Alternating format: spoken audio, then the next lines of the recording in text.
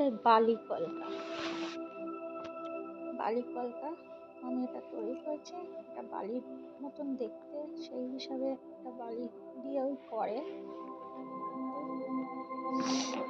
আগেও দেখিয়েছি, এবার দেখাচ্ছি। এরা আগেরটা পদ্ম ফুল ছিল, এবার কি করছে এটা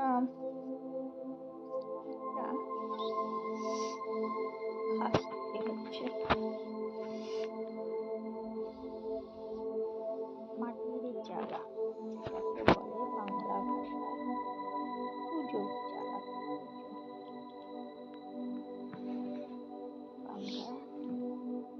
হ্যান্ডেলটা করতে ভুলে গেছিলেন, তাই নিচের অংশটা কিন্তু আবার হ্যান্ডেলটা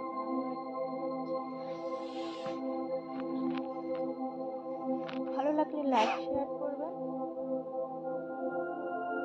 বোঝা যাচ্ছে এটা কি হচ্ছে,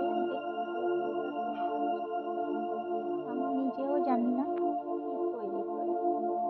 যখন করতে বসি তখনই তাকে তৈরি করি, কোনো ড্রয়িং নেই, কিছু নেই। করতে বসেই একটা কিছু ভেবে শুরু করিও না, শুধু নিয়ে বসি তো শুরু করলাম, শুরু করার পরে শেষ হয়। এটা একটা মেয়ে করেছিলাম, কিন্তু দেখলাম শুধু মেয়েটাকে করে কোনো লাভ নেই, একটু হাতে দিতে হবে, একটু পায়ে দিতে হবে, কাজ করাতে। এটা কি হলো দেখতেই বুঝতে পারছেন, এটা কি হলো, এটা একটা হাঁস হলো। সরস্বতী পুজো আসছে, আসলে বিনাটা তৈরি করতে আমি তো আসলে অন্য কিছু করবো বলে করছিলাম। যদি আমি সরস্বতী চিন্তা করে করতাম, তোকে একটু আলাদা মতন তৈরি করতাম। এটা পরে চিন্তা করলাম যে হাতটাকে তুলতে হলো, ই করতে হলো। আমি একটা মেয়ে করেছিলাম।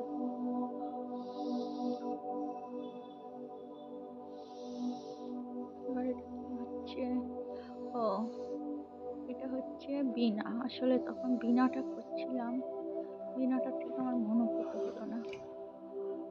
বীণাটাকে আর একটু সুন্দর করতে ইচ্ছে করে স্পেশাল করে আলাদা করে বীণাটাকে করছি।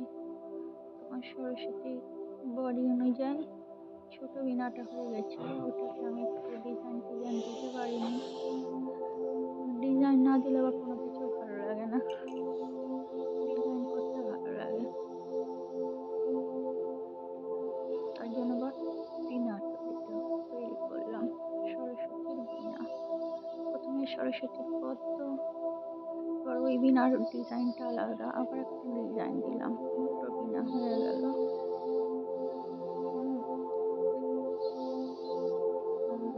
আবার এটাকে ভেঙে দিলাম। এবার কি হচ্ছে, এবার আর একটু সহজ, একটু বাচ্চাদের মতন।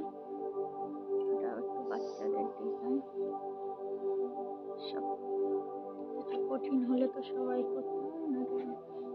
আসলে যতবার নিই আমি পেন্সিল দিয়ে করবো, কিন্তু পেন্সিলে হয় না, হাত দিয়েই আমি করতে ভালো করতে পারি।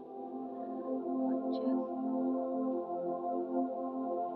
এটা কি করবো, যতবার ভাবছি উঠে যাবো আর উঠতে পারছি না, কিছু একটা নিয়ে বসে থাকি।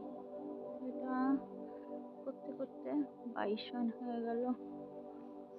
প্রথমে ভাবলাম গরু করবো, গরু করতে গিয়ে কি করবো, ষাঁড় 22 রান হয়ে গেল, মানে গন্ডার।